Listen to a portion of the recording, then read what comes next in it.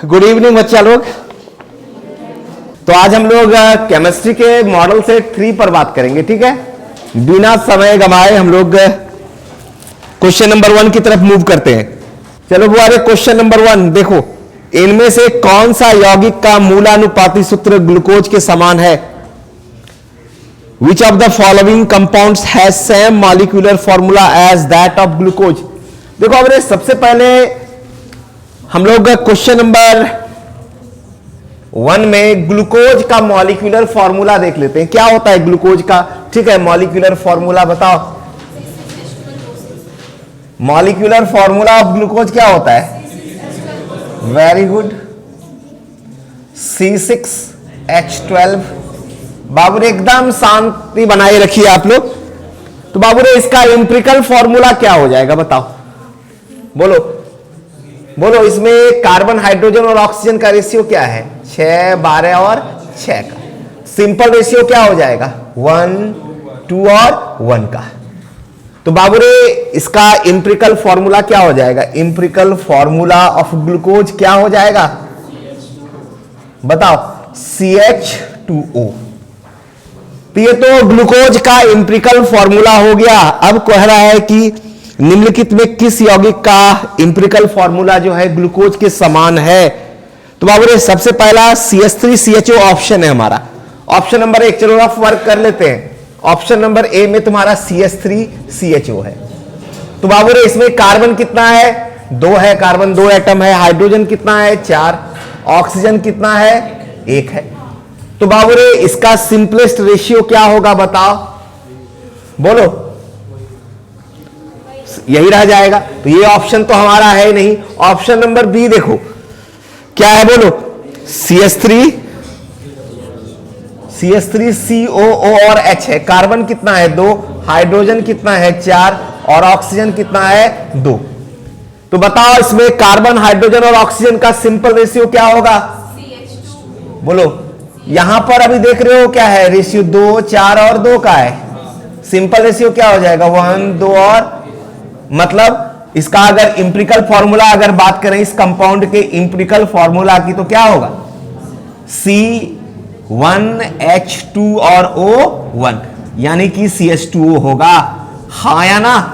तो बाबू ग्लूकोज का भी एम्पिरिकल फॉर्मूला क्या है?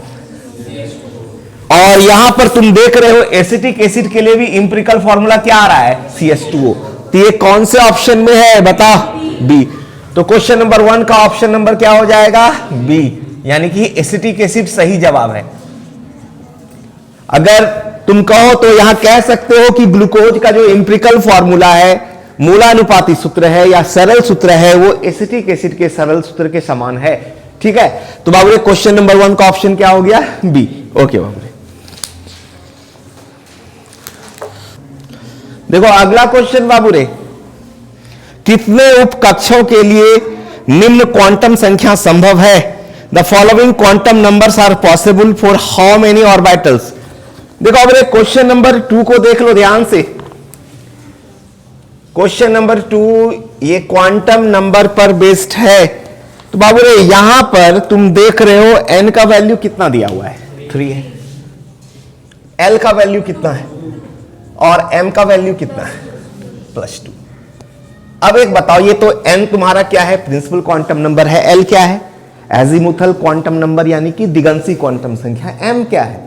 मैग्नेटिक क्वांटम नंबर यानी कि चुंबकीय क्वांटम संख्या। अगर l का वैल्यू 2 है, इसका मतलब क्या हुआ बताओ? अगर l का वैल्यू 2 है, ठीक है, तो यहां पर, ठीक है, एक चीज गौर करना, यहां पर तुम्हारा S के लिए l का वैल्यू कितना होता है? S सबसेल के लिए 0, P के लिए कितना होता है? 1 होता है, D के लिए बोलो l का वैल्यू कितना? 2, F के लिए कितना होता है? 3 होता है। तो कहने का मतलब है कि यहां पर तुम्हारा क्या है? l का वैल्यू 2 है। l का वैल्यू 2 है मतलब क्या है? D सबसेल के लिए है ये, हाँ या ना? अगर l का वैल्यू 2 है तो m का वैल्यू क्या होगा? 0 होगा, +1 होगा, +2 होगा, -1 होगा, -2 होगा। ये 5 वैल्यू पॉसिबल है और ये डी का 5 ओरिएंटेशन भी होता है। अब कह रहा है कि यहां पर m का वैल्यू +2 है, तो पूछ रहा है कि इस कंडीशन में कितने ऑर्बिटल संभव हैं, कितने उपकक्षकों के लिए निम्न क्वांटम संख्या संभव है। तो m का वैल्यू तो यहां पर एक ही है, +2 वैल्यू है, तो यहां पर कितना ऑर्बिटल संभव है, सिर्फ एक ऑर्बिटल संभव है। कितना ऑर्बिटल संभव है, केवल +2 ही ना बोल रहा है, हाँ है ना। तो +2 के लिए क्या कह रहा है कि कितने, ठीक है, तुम्हारा उपकक्षक संभव है, हाँ है ना। तो बाबू रे 1 होगा, तो क्वेश्चन नंबर 2 का जवाब कौन सा हो जाएगा बताओ, बोलो। सी। कोई दिक्कत, हाँ या ना, ठीक है। तो क्वेश्चन नंबर 3 की तरफ बात करते हैं। देखो अब तुम लोग है ना ध्यान से देखोगे, हर एक क्वेश्चन के केवल ऑप्शन को मत देखो, पूरी तरह से उस क्वेश्चन के अंदर जो कॉन्सेप्ट छुपा हुआ है उसको लो, ठीक है। और दूसरी बात है कि YouTube पर जो बच्चे देख रहे हो, आप स्किप करके मत देखो, पूरे वीडियो लेक्चर को ध्यान से देखो, बढ़िया कॉन्सेप्ट बनेगा। तो बुआरे तीसरे क्वेश्चन की ओर मूव करते हैं हम लोग। कह रहा है कि इनमें से किस परमाणुओं की संख्या अधिकतम है, सॉरी इनमें से किसमें परमाणुओं की संख्या अधिकतम है, which has maximum number of atoms. बाबू रे सबसे पहले चारों ऑप्शन पर हम लोग बात करते हैं। क्वेश्चन नंबर 3 देखो अब सबसे पहला ऑप्शन में क्या है, 24 ग्राम ऑफ कार्बन है। 24 ग्राम किसका है बाबू रे, ऑफ कार्बन। अब बताओ कार्बन का 12 ग्राम में कितना मोल होता है, या सीधा सीधा यहां पर रफ कर रहे हैं हम, n = कितना हो जाएगा, ठीक है। मास कितना है कार्बन, 24 ग्राम है, और इसका एटॉमिक मास कितना होता है, 12 होता है। तो बाबू रे इसमें कितना हो गया तुम्हारा कार्बन का, ये 24 ग्राम ऑफ कार्बन में कितना मोल हो गया बताओ, 2 मोल हो गया। अगला देखो बाबू रे, ये तो हमारा पहला ऑप्शन में। दूसरा ऑप्शन क्या है बाबू रे, 56 ग्राम क्या है, आयरन। 56 ग्राम ऑफ, ये तुम्हारा ए नंबर ऑप्शन है, 56 ग्राम ऑफ आयरन।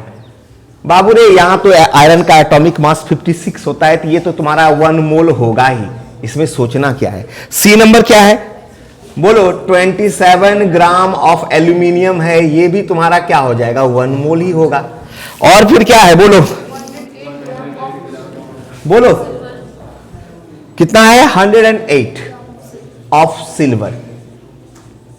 बाबू रे सिल्वर का भी एटॉमिक मास 108 ही होता है, तो ये भी 1 मोल ही हुआ। बात को समझना, सबका 1 मोल है, और सबको पता है कि 1 मोल में कितने एटम्स होंगे, 6.022 इंटू 10⁻23 एटम्स, ठीक है। यानी ये तीनों में कितने एटम्स हैं, इतना एटम्स है। लेकिन चूंकि कार्बन का 24 ग्राम है तो 2 मोल है, तो इसमें नंबर ऑफ एटम्स क्या हो जाएगा कार्बन में, 2 इंटू 6.022 इंटू 10⁻23, हाँ या ना। तो बताओ बाबू रे, ये एल्यूमिनियम, आयरन और सिल्वर का 1 मोल है, तो इसमें कितना एटम हो गया, 6.022 इंटू 10⁻23 एटम। कार्बन का 2 मोल है, तो इसको 2 से मल्टीप्लाई कर दिए, तो किस में मैक्सिमम नंबर ऑफ एटम्स है, कार्बन में, क्योंकि कार्बन का क्या है, 2 मोल है। सिंपल सा बात है, इतना जाने की जरूरत भी नहीं थी। आप सिंपल सा देखो ना कि सभी का 1 मोल है और कार्बन का 2 मोल है, तो किस में नंबर ऑफ एटम्स ज्यादा है, कार्बन में। तो कौन सा ऑप्शन करेक्ट होगा बुआ रे, 3 का कौन सा आंसर होगा बुआ रे, ए। कोई दिक्कत, हाँ या ना, चलिए ठीक है। चलो बाबू रे क्वेश्चन नंबर 4 की ओर मूव करते हैं। कंपाउंड दिया हुआ है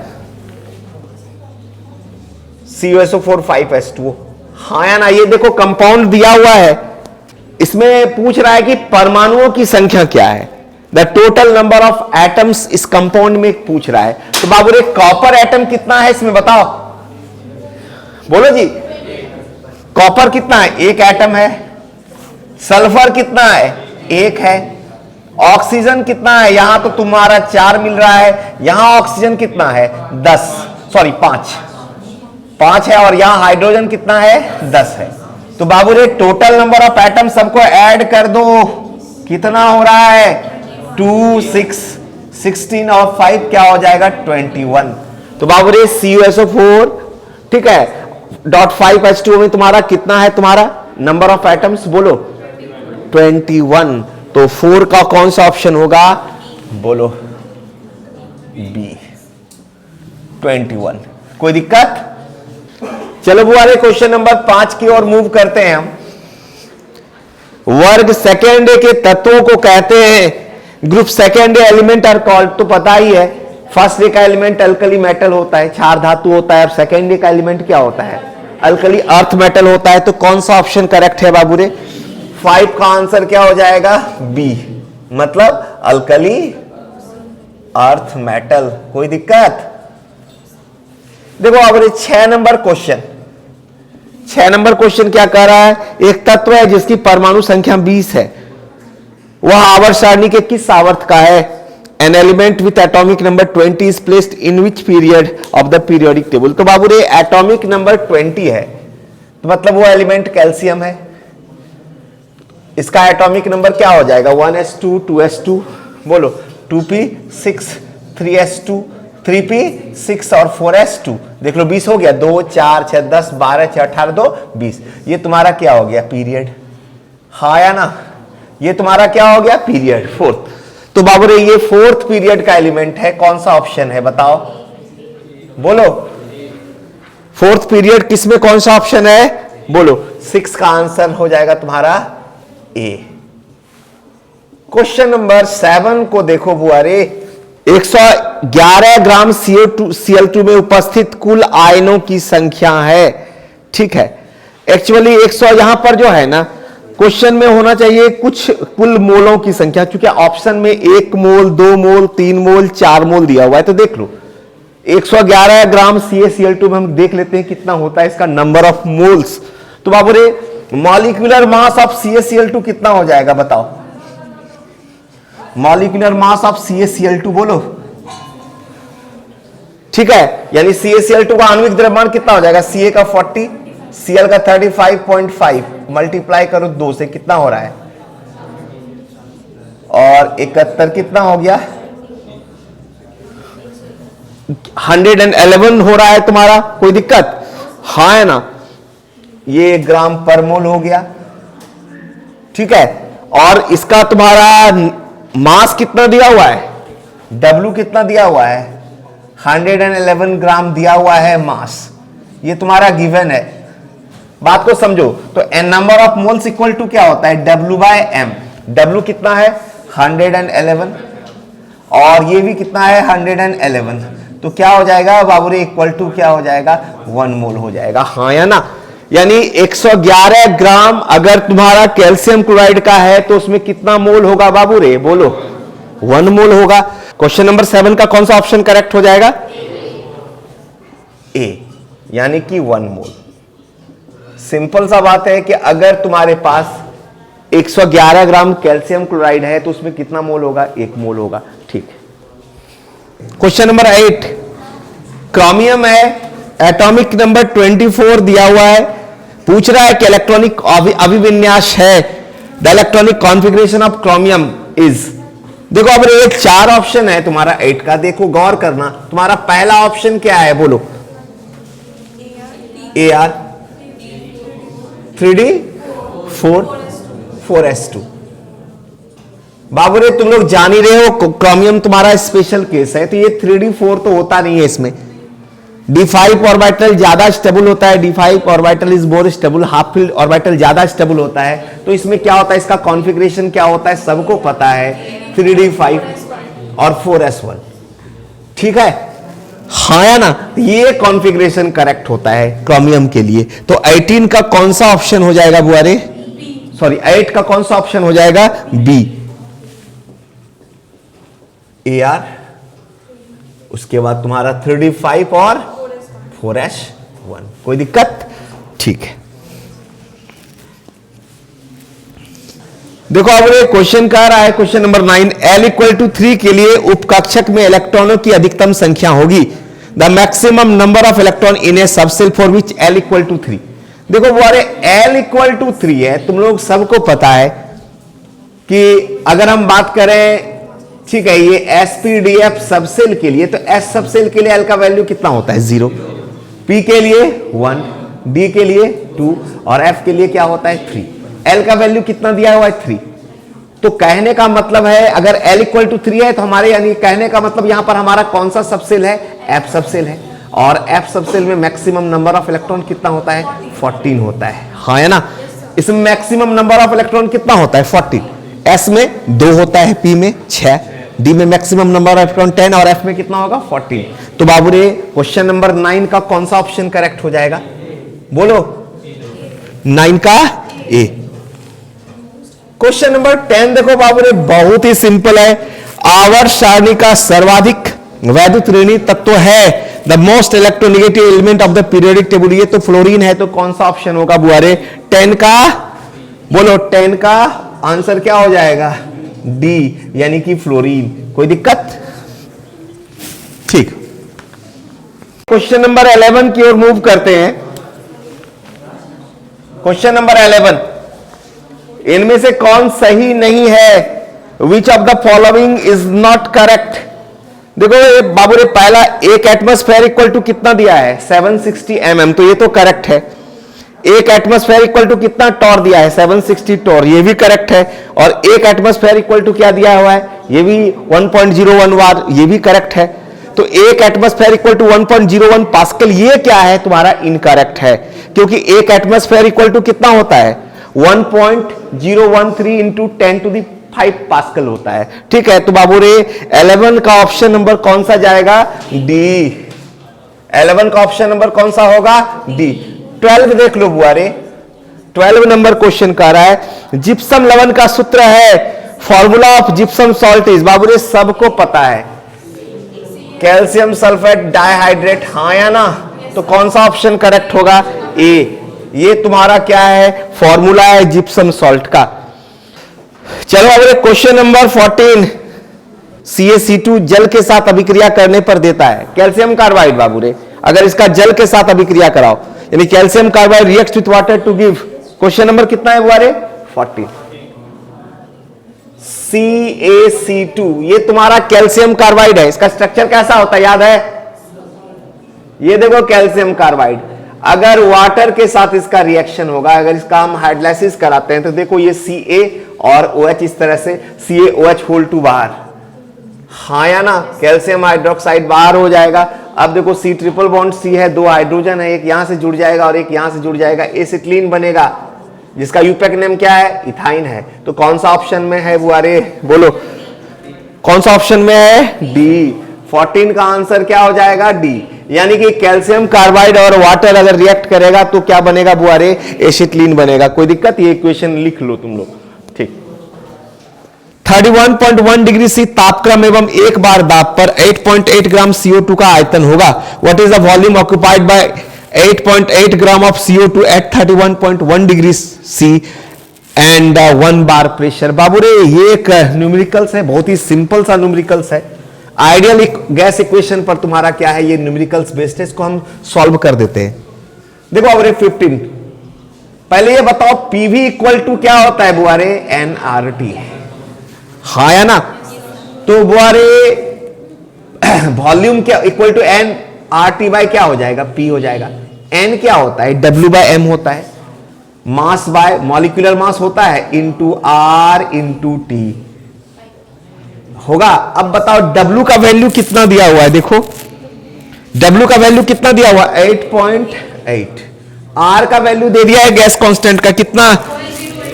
0.083। टेम्परेचर कितना है? 31.1 डिग्री सी। 273 में ऐड कर दो। हाँ है ना सर? है ना? डिग्री सी में है, उसको के में कन्वर्ट करने के लिए 273 प्लस क्या हो जाएगा? 31.1 डिवाइडेड बाय मॉलिक्यूलर मास क्या है तुम्हारा? CO2 है ना? तो बाबू रे मॉलिक्यूलर मास ऑफ CO2 क्या हो जाएगा? मॉलिक्यूलर मास ऑफ CO2 क्या हो जाएगा? बोलो 12 प्लस 16 इंटू 2 कितना हो जाएगा? 44। तो यहां पर 44, हाँ या ना? ये होगा कि नहीं? बोलो जी। तो ये 44। प्रेशर कितना दिया हुआ है बताओ? 1 बार। तो बाबू रे इसको सॉल्व करो, देखो कितना आता है? 8.8 0.083 इंटू कितना हो जाएगा? कितना हो जाएगा? 304। 304.1 हो जाएगा डिवाइडेड बाय 44। इसको सॉल्व करो, देखो कितना आ रहा है? इसको सॉल्व करोगे तो कितना आ रहा है, देखो ध्यान से सॉल्व करो कोई बच्चा, मतलब लगभग 5.05 लीटर के आसपास देखो ये वैल्यू आना चाहिए। देख लो तुम सॉल्व करके, ये आएगा 15 का कौन सा ऑप्शन हो जाएगा बुआरे, बोलो सी, 5.05 लीटर। क्वेश्चन नंबर 16 की तरफ मूव करते हैं। बाबूरे यौगिक का आईयूपीएसी नेम है, IUPAC name of the compound is, देखो बाबूरे सबसे पहले कंपाउंड को लिख लो तोड़कर। बाबूरे बात नहीं, एक ऑर्गेनिक कंपाउंड दिया हुआ है, उसका आईयूपीएसी नेम पूछ रहा है। क्या है कंपाउंड, देखो क्या है, बोलो CH3, फिर क्या है CH है, फिर C2H5 है, इसको तोड़ के लिख लेते हैं CH2 और CH3। ठीक है, ये तुम्हारा क्या हो गया C2H5। ठीक है, इसके बाद तुम्हारा क्या है बुआरे, CH है, CH3 है, यही ना, उसके बाद तुम्हारा क्या है फिर CH3 है। बाबूरे प्रिंसिपल चेन सेलेक्ट करो ना, लॉन्गेस्ट चेन, गौर करो, ये पहला कार्बन, ये दूसरा, ये तीसरा, ये चौथा और ये पांचवा कार्बन किस नंबर पर मिथाइल है, और 3 पर। तो क्या हो जाएगा बताओ, 2,3 डाइमिथाइल, 5 कार्बन है, पेंटेन। कौन सा ऑप्शन करेक्ट होगा, बोलो कौन सा ऑप्शन होगा 16 का, बोलो जी 16 का ऑप्शन नंबर क्या हो जाएगा, डी। ठीक, क्वेश्चन नंबर 17, इनमें से कौन सा मुक्त मूलक, ठीक है, अत्यधिक अस्थाई है, the most stable free radical is. बाबूरे तुम लोग फ्री रेडिकल में हम सारा डिटेल किए हुए थे, 17 का याद करो। फ्री रेडिकल का स्टेबिलिटी ऑर्डर कोई बच्चा बता सकता है, बोलो बोलो स्टेबिलिटी ऑर्डर क्या होगा, स्टेबिलिटी ऑर्डर फ्री रेडिकल का, बोलो। फ्री रेडिकल सबसे ज्यादा स्टेबल कौन होगा, 3 डिग्री, फिर 2 डिग्री, फिर 1 डिग्री, हाँ या ना। अब कारण तुम लोग बताओ, ध्यान से देखो, सबसे पहला यहां पर तो ये ऑर्डर है तुम्हारा, ठीक है। देखो अपने फ्री रेडिकल के स्टेबिलिटी को इन्फ्लुएंस करने वाला जो फैक्टर होता है वो क्या क्या होता है, हाइपर कंजुगेशन है, रेजोनेंस है, बहुत सारा फैक्टर है जो क्या करता है, फ्री रेडिकल के स्टेबिलिटी को प्रभावित करता है। तो अगर तुम्हारे पास 3 डिग्री, 2 डिग्री, 1 डिग्री और मिथाइल फ्री रेडिकल हो तुम्हारे पास, तुम आराम से डिसाइड कर सकते हो कौन सा है। तो बुआरे यहां पर तुम देख रहे हो, यहां पर तुम्हारा फिनाइल ग्रुप भी जुड़ा हुआ है, दूसरा वाला ऑप्शन के साथ तुम देख लो C6H5 CH। देखो बाबूरे ऑप्शन नंबर 2 को देख लो, ये तुम्हारा C6H5 है, कार्बन है, हाइड्रोजन है, यहां CH3 है, ठीक है। ये देखो बाबूरे, ये भी एक ऑप्शन है, बी नंबर ऑप्शन, ये भी। तो यहां पर तुम देख रहे हो कि मिथाइल ग्रुप है, ठीक है, हाँ या ना। और यहां पर क्या देख रहे हो, यानी यहां पर तुम्हारा 3 अल्फा हाइड्रोजन मिला, ठीक है। अब ये फिनाइल ग्रुप तुम्हारा क्या है, ठीक है, ये तुम्हारा क्या है, रेजोनेंस स्टेबलाइज्ड है। तो इस कंडीशन में ये वाला फ्री रेडिकल जो है, और भी जो फ्री रेडिकल है उससे ज्यादा स्टेबल होगा, कोई दिक्कत। तो बाबू रे यहां पर पूरा डिटेल के लिए तुम लोग को हम फ्री रेडिकल ऑलरेडी पढ़ा चुके हैं, हाँ है ना। फ्री रेडिकल पर पूरा हम लोग डिस्कशन कर चुके हैं, उस नोट्स को बाबू रे आप लोग देख लीजिए। लेकिन यहां पर अगर आप बात करें इस क्वेश्चन की, तो 17 में कौन सा, 17 का कौन सा ऑप्शन करेक्ट हो जाएगा, बी। चलो, इनमें से कौन सा धातु विद्युत अपघटन द्वारा नहीं प्राप्त किया जा सकता है, which of the following metal is not manufactured by electrolysis. तो बाबूरे सोडियम तुम्हारा मेटीरियल, क्वेश्चन नंबर कितना है बाबूरे, 18। बहुत ही सिंपल सा क्वेश्चन है, ठीक है। तो सोडियम मेटल तुम्हारा इलेक्ट्रोलाइसिस मेथड से मिल जाएगा, मैग्नीशियम भी मिल जाएगा, एल्यूमिनियम भी मिल जाएगा, लेकिन आयरन तुम्हारा नहीं मिलेगा। तो 18 का ऑप्शन नंबर क्या हो जाएगा, डी, आयरन। 19 नंबर क्वेश्चन देख लो बुआरे, कह रहा है, ठीक है, तुम्हारा एक कंपाउंड दिया हुआ है, ठीक है, ऑर्गेनिक कंपाउंड, उस अणु में सीसी बंध का संकरण है, पूछ रहा है। एक मॉलिक्यूल है जिसमें तुमको सीसी बॉन्ड का हाइब्रिडाइजेशन बताना है। देखो वो मॉलिक्यूल ऑर्गेनिक कंपाउंड क्या है, देख लो क्या है, CH है, ट्रिपल बॉन्ड है, फिर क्या है, C है, बोलो, सिंगल बॉन्ड है, फिर क्या है, CH है, और फिर क्या है, डबल बॉन्ड है, CH2 है। अब बाबू रे हर एक कार्बन का हम हाइब्रिडाइजेशन देख लेते हैं। यहां पर क्या पूछ रहा है, CC बॉन्ड का तुम्हारा हाइब्रिडाइजेशन पूछ रहा है, यही ना। यानी अब बताओ सबसे पहले यहां पर हाइब्रिडाइजेशन क्या होगा, डबल बॉन्ड है, sp2, यहां पर हाइब्रिडाइजेशन क्या होगा, डबल बॉन्ड वाले में क्या होगा, डबल बॉन्ड वाले कार्बन में क्या है, तुम्हारा sp2 है, सिंगल बॉन्ड वाले में sp3 होगा, और तुम्हारा ठीक है, बोलो अगर ट्रिपल बॉन्ड तुमको मिले कार्बन पर तो वहां पर क्या होगा, sp। तो देखो यहां पर तुम्हारा डबल बॉन्ड है, ठीक है, इस कार्बन के साथ देखो ट्रिपल बॉन्ड है, या ट्रिपल बॉन्ड या सिंगल बॉन्ड भी देख रहे हो तो यार ट्रिपल बॉन्ड को काउंट करेंगे अब। तो यहां पर क्या हो जाएगा, हाइब्रिडाइजेशन sp, इस कार्बन का भी हाइब्रिडाइजेशन क्या हो जाएगा, sp, इस कार्बन का हाइब्रिडाइजेशन क्या हो जाएगा, sp2। यहां डबल बॉन्ड है, सिंगल बॉन्ड है, तो डबल बॉन्ड वाले को देखेंगे हम। तो बाबू रे यहां पर ये कार्बन कार्बन जो बॉन्ड है उसका हाइब्रिडाइजेशन क्या होगा, sp और sp2। तो ये कौन सा ऑप्शन करेक्ट है, बोलो बोलो, ए नंबर। तो हमारा क्या हो जाएगा, sp और sp2। कोई दिक्कत। अब देखो अब रे 20 नंबर क्वेश्चन कह रहा है धोबन सोडा को गर्म करने पर when washing soda is heated, तो क्या होगा बाबू रे, वॉशिंग सोडा को जब हम लोग हीट करेंगे तो क्या होगा, ठीक है, water vapour is released. Actually हम अगर वॉशिंग सोडा का फॉर्मूला क्या हो गया, Na2CO3 10H2 है, हाँ या ना। जब हम इसको हीट करते हैं तो पहले देखो ये वाटर मॉलिक्यूल क्या हो गया, बाहर निकला, हाँ या ना, और फिर इसको हम हीट कर रहे हैं, ये भी वाटर बाहर निकला, तो तुम्हारा ये तुम्हारा हो गया, ठीक है, हाँ या ना, हाँ या ना। तो बाबू रे यहां पर तुम क्या हो जाएगा, अगर हम वॉशिंग सोडा को हीट करेंगे तो क्या हो जाएगा, ऑप्शन नंबर डी जलवाष्प निकलता है, मतलब क्या हो जाएगा, वाटर वेपर रिलीज हो जाएगा। अगर हम स्ट्रांगली इस वॉशिंग सोडा को, धोबन सोडा को क्या करेंगे, हीट करेंगे, तो 20 का कौन सा ऑप्शन हो जाएगा बुआ रे, बोलो 20 का ऑप्शन नंबर डी। कोई दिक्कत। चलो अब रे क्वेश्चन नंबर 21, क्वेश्चन नंबर 21 बढ़िया क्वेश्चन है, थोड़ा ध्यान से देखो। कह रहा है 10.6 ग्राम Na2CO3 में उपस्थित ऑक्सीजन परमाणुओं की संख्या होगी, number of atoms of oxygen present in 10.6 gram of Na2CO3 will B.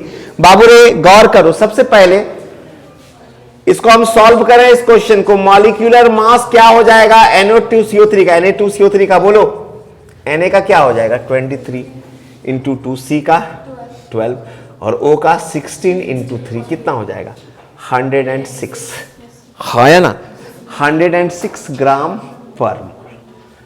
कोई दिक्कत। अब यहां पर तुम्हारा कितना ग्राम दिया हुआ है बताओ बाबू रे, बोलो 10.6 ग्राम दिया हुआ है, कितना दिया हुआ है 10.6 ग्राम।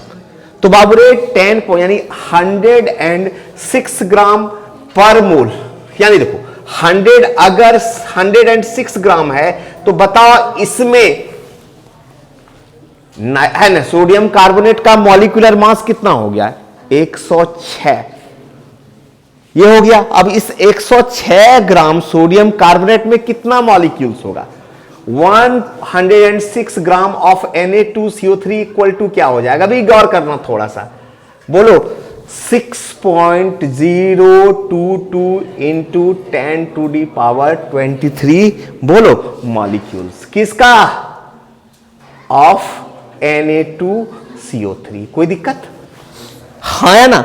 अब इसमें oxygen, number of oxygen atoms क्या होगा बताओ, एक यहां पर जो 106 ग्राम है इसका मतलब क्या है, ये 1 मोल है, बात को समझना। सोडियम कार्बोनेट का कितना है 1 मोल है, तो 1 मोल में कितना हो गया, इतना मॉलिक्यूल्स हो गया।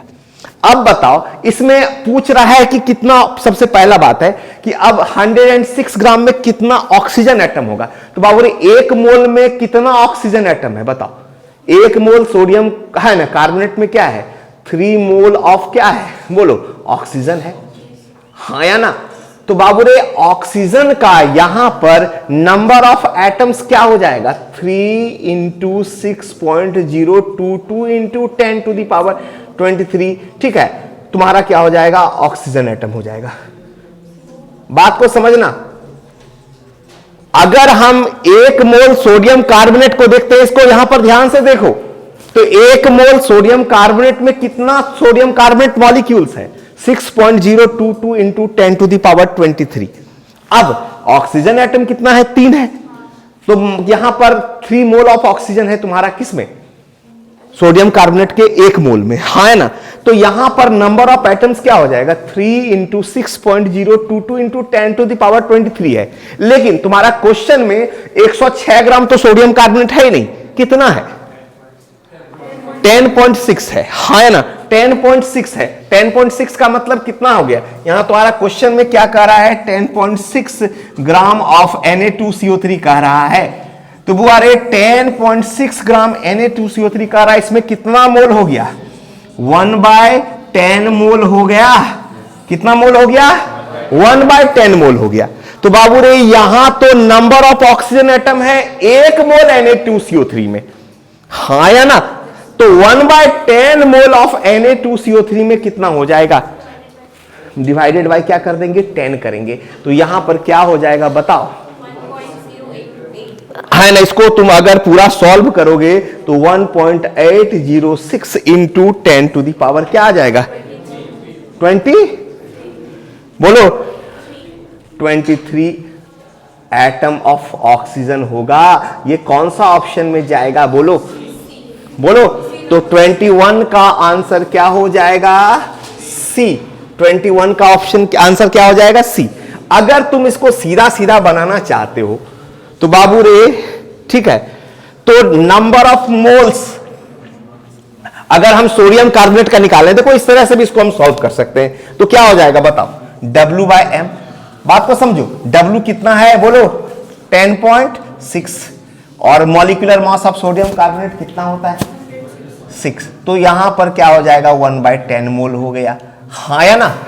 तो 1/10 मोल ऑफ Na2CO3 में पूछ रहा है नंबर ऑफ ऑक्सीजन, ठीक है, एटम्स। तो क्या हो जाएगा? यहां पर क्या है? 1 मोल में 3 है, तो 3 इंटू क्या हो जाएगा? ठीक है, 6.022 इंटू 10 टू दी पावर 23 और डिवाइडेड बाय क्या हो जाएगा? 10, हाँ या ना। यहां पर हम सीधा सीधा बना सकते हैं। तो ये हमारा क्या हो जाएगा? फाइनली अगर सॉल्व करोगे तो क्या आएगा? 1.806 into 10 to the power 23 atoms किसका? Of oxygen. इस तरह से भी तुम सॉल्व कर सकते हो। तुम जैसे इस क्वेश्चन को देखो, समझ में नहीं आया तो इसको और भी सिंपल तरीका से बता देंगे। समझ में आया? बोलो। तो बाबू रे 21 का कौन सा ऑप्शन करेक्ट है? सी। कोई दिक्कत? चलो ठीक है। 22 पर बात करते हैं। इनमें से किस आयनों के युग्म का इलेक्ट्रॉनिक अभिविन्यास समान है? Which of the following pairs of ions have the same electronic configuration? तो बाबू रे क्वेश्चन नंबर 22 बहुत ही सिंपल सा है। चलो सबसे पहले ऑप्शन ए की तरफ मूव करो। क्या है? Cr+3 दिया हुआ है और क्या दिया हुआ है बाबू रे? Fe। Fe का क्या है? +3। Fe का एटॉमिक नंबर कितना होता है? 26। 3 लॉस किया तो क्या है? 23। यहां पर क्या है? Cr पर +3 है, तो क्रोमियम का कितना होता है? 24। ठीक है, तो यहां पर क्या 3 लॉस कर दिया तो कितना? 21 हो गया। तो ये दोनों तो सेम है ही नहीं, ये दोनों का कॉन्फ़िगरेशन सेम होगा नहीं। बी नंबर ऑप्शन देखो क्या है, बोलो। Fe+3 है और क्या है? Mn+2 है। तो Mn का 25 होता है, 2 लॉस किया 23 हो गया। अब यहां पर देखो Fe+3, Fe का 26 है, ठीक है। तुम्हारा यहां पर 3 लॉस किया तो क्या हो गया? बोलो 23। तो ये दोनों सेम है, तो ये दोनों का कॉन्फ़िगरेशन क्या होगा? सेम होगा। तो बाबू रे इसका कौन सा ऑप्शन करेक्ट हो जाएगा? बी। कोई दिक्कत? कह रहा है He+ और Li+2 प्रथम कक्षक की त्रिज्याओं का अनुपात होगा, द रेशियो ऑफ, ठीक है। यानी यहां पर देख लो बाबू रे, ध्यान से देखो, हाइड्रोजन है, हीलियम प्लस है और Li+2 है। उसमें पूछ रहा है कि त्रिज्याओं का अनुपात क्या होगा, ठीक है। एक चीज तुम लोग गौर करो, तुम लोग इस तरह का क्वेश्चन शेट, तुम्हारा ये क्वेश्चन नंबर 23 है, शेट 1 में भी बनाए थे। तो यहां पर एक्चुअली एक रिलेशन तुम लोग को याद रखना है। आर जो होता है डायरेक्टली प्रोपोर्शनल टू क्या होता है? n² बाय z, हाँ या ना। अगर इस प्रोपोर्शनलिटी फैक्टर को अगर हम हटा देते हैं तो यहां पर एक कांस्टेंट आएगा, हाँ या ना? अब बताओ यहां पर कौन कौन सा तुम्हारा है? हाइड्रोजन है, ठीक है। उसके बाद तुम्हारा क्या कह रहा है? हीलियम प्लस, और क्या कह रहा है? लिथियम +2। इसके लिए पूछ रहा है कि रेडियस है ना, इसके लिए क्या हो जाएगा रेडियस? मतलब हाइड्रोजन के लिए क्या हो जाएगा पहले ये बताओ, ठीक है। n का वैल्यू यहां पर क्या हो जाएगा? ये Z तो तुम्हारा एटॉमिक नंबर है, ठीक है, और ये तुम्हारा क्या है? कक्ष है, ऑर्बिट है, ठीक है। तो यहां n का वैल्यू तो सबके लिए 1 ही है, तो यहां पर हाइड्रोजन के लिए क्या हो जाएगा रेडियस? बताओ। कांस्टेंट है, k है, और तुम्हारा 1² डिवाइडेड बाय क्या हो जाएगा? बोलो। Z क्या होता है? हाइड्रोजन के लिए क्या हो जाएगा? 1, ठीक है। हीलियम प्लस के लिए क्या हो जाएगा? बोलो। हीलियम प्लस के लिए क्या हो जाएगा? बोलो। K, ठीक है। 1² बाय क्या हो जाएगा? बोलो क्या हो जाएगा? 2 हो जाएगा। फिर क्या हो जाएगा? लिथियम +2 के लिए क्या हो जाएगा? बोलो बोलो। बाय क्या हो जाएगा? बोलो 3। तो यहां पर अगर हम देखते हैं तो रेडियस का जो रेशियो है तीनों का क्या हो जाता है, ठीक है। 1/1 अनुपात क्या हो जाएगा? 1/2 अनुपात क्या हो जाएगा? 1/3। ये तो किसी ऑप्शन में नहीं मिल रहा है। अब करते क्या है, इसको हम 6 से तुम मल्टीप्लाई कर दो, तो अब रेशियो क्या बन जा रहा है? बताओ। 6:3 अनुपात। ये ऑप्शन तुम्हारा कौन सा है पहले ये बताओ, बोलो। तो 23 का कौन सा हो जाएगा? बोलो। बी। नहीं समझ में आया? अरे रेडियस, ठीक है, समानुपाती n² होता है कि नहीं? समानुपाती का चिन्ह हटा तो एक कांस्टेंट आ गया, हाँ या ना? n का वैल्यू सबके लिए क्या है? 1 है।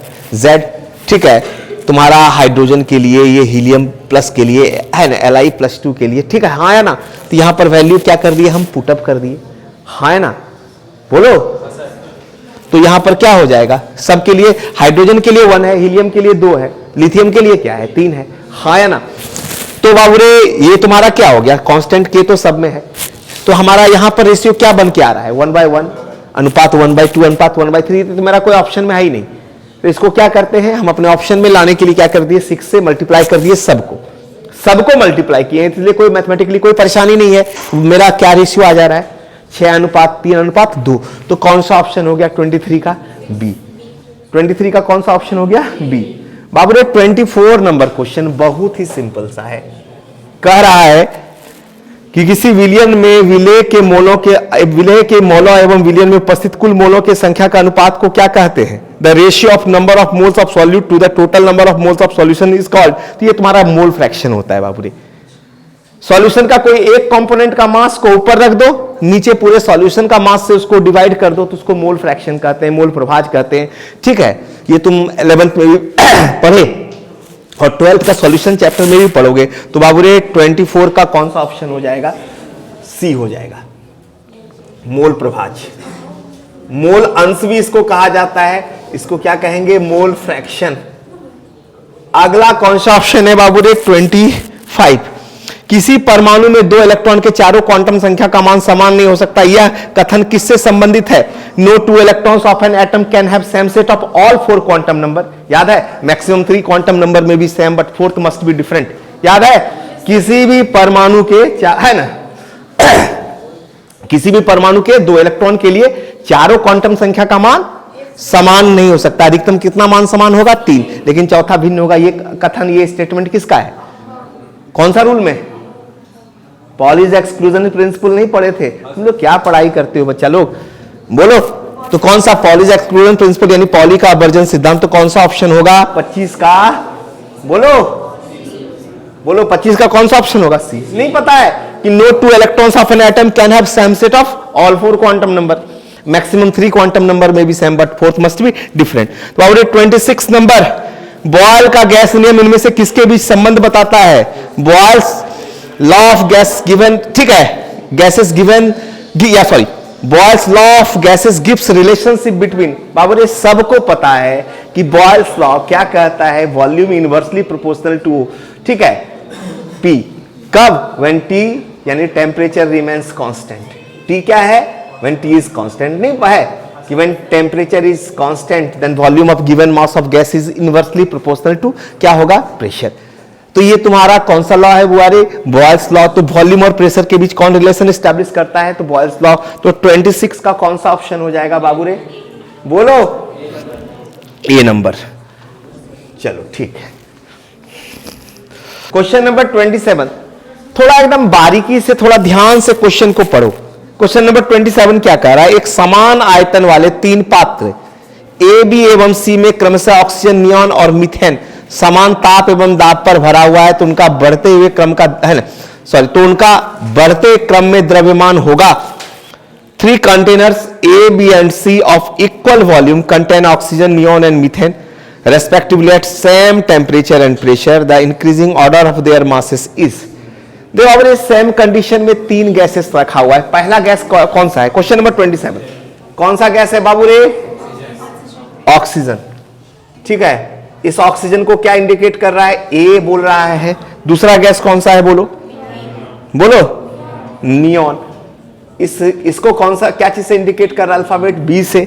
और तीसरा क्या है? बोलो। मीथेन। इसको क्या चीज से इंडिकेट कर रहा है? सी से।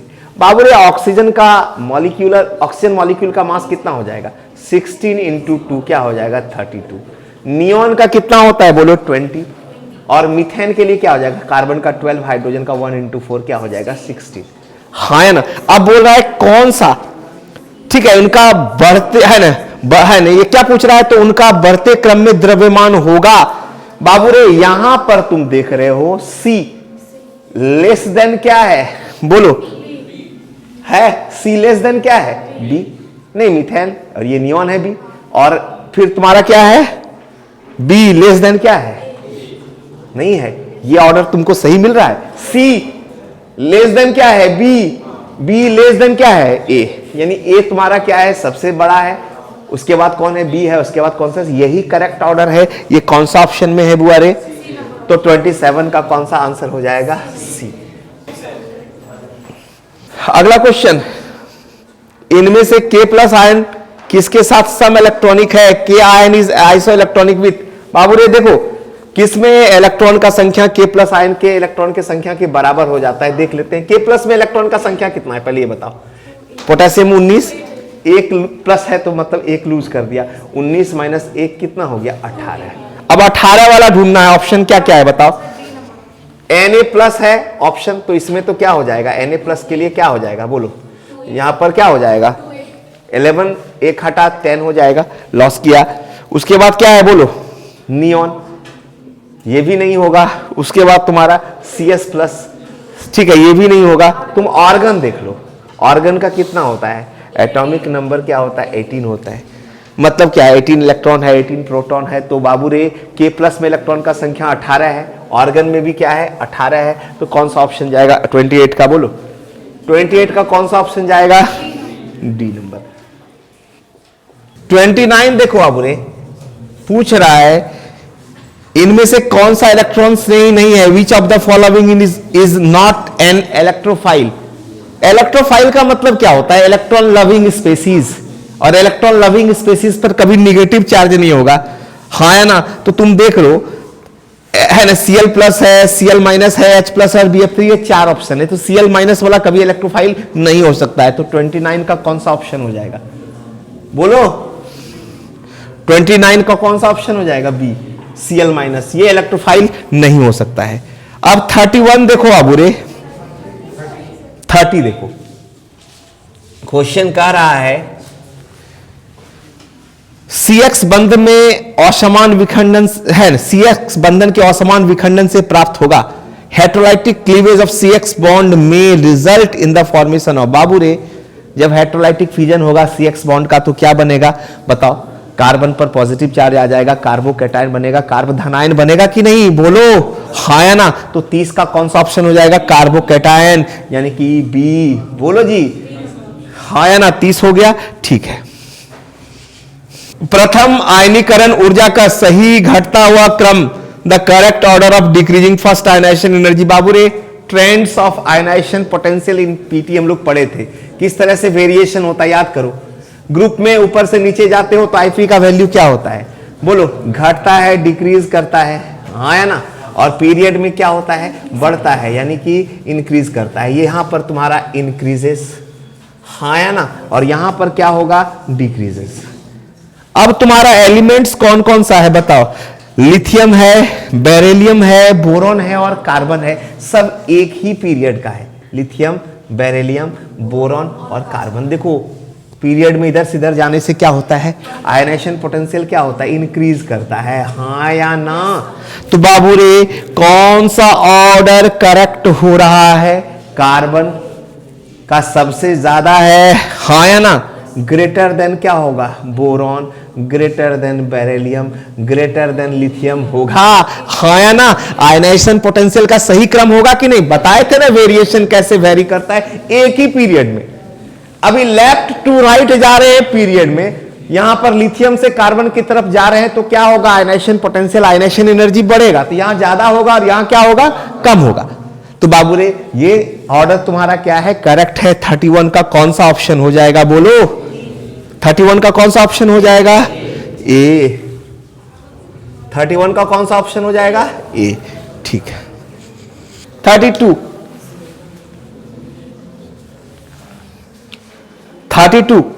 एल्डिहाइड और कीटोन है, एल्डिहाइड एंड कीटोन्स आर।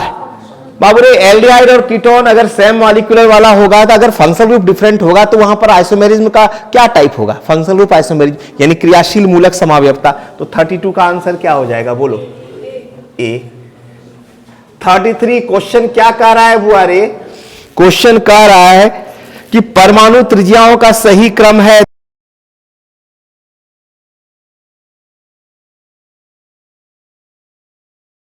परमाणु त्रिज्याओं का सही क्रम। बात को समझना, क्या क्या है तुम्हारा, सोडियम है, मैग्नीशियम है, एल्यूमिनियम है और सिलिकॉन है। सोडियम, मैग्नीशियम, एल्यूमिनियम और सिलिकॉन एक ही पीरियड का है। अब बाबू रे पीरियड में अगर हम लेफ्ट टू राइट जाते हैं तो वैल्यू क्या होता है, एटॉमिक रेडियस क्या होता है, डिक्रीज करता है। क्यों डिक्रीज करता है, एटॉमिक रेडियस क्या होगा, डिक्रीज करेगा, हाँ या ना। एटॉमिक रेडियस क्या करेगा, डिक्रीज करेगा, एटॉमिक रेडियस डिक्रीज करेगा, इसलिए क्योंकि इफेक्टिव न्यूक्लियर चार्ज इंक्रीज करता है, प्रभावी, ठीक है, परमाणुविक आवेश क्या होता है, बढ़ता है, इसलिए एटॉमिक, ठीक है, रेडियस क्या होगा यहां पर, डिक्रीज करेगा। तो इधर से इधर जाने पर तो बाबू रे परमाणु त्रिज्याओं का सही क्रम क्या होगा बताओ, इसका ज्यादा होगा यहां पर, इसका क्या होगा, कम होगा। तो सही क्रम क्या होगा, Na ग्रेटर देन क्या हो जाएगा, ठीक है। इसके बाद ये ऑर्डर करेक्ट है बोलो, तो 33 का कौन सा ऑप्शन हो जाएगा बाबू रे, बोलो 33 का कौन सा ऑप्शन हो जाएगा, ए होगा, हाँ या ना बोलो। नहीं समझ में आया बात, अरे अगर हम पीरियोडिक टेबल में बाएं से दाएं जाएंगे तो परमाणुविक त्रिज्या क्या होगा बोलो, परमाणुविक त्रिज्या क्या होगा, घटेगा। सीधा सीधा ये बात याद रखना है तुमको। तो बाबू रे ये सोडियम है, मैग्नीशियम है, एल्यूमिनियम है, सिलिकॉन है, इस तरफ हम जा रहे हैं तो क्या हो रहा है, परमाणु त्रिज्या घट रहा है। तो यही ऑर्डर ना करेक्ट है, Na greater than Mg greater than, हाँ या ना बोलो जी। तो कौन सा ऑप्शन होगा 33 का, ए। चलो बाबू रे क्वेश्चन नंबर 34,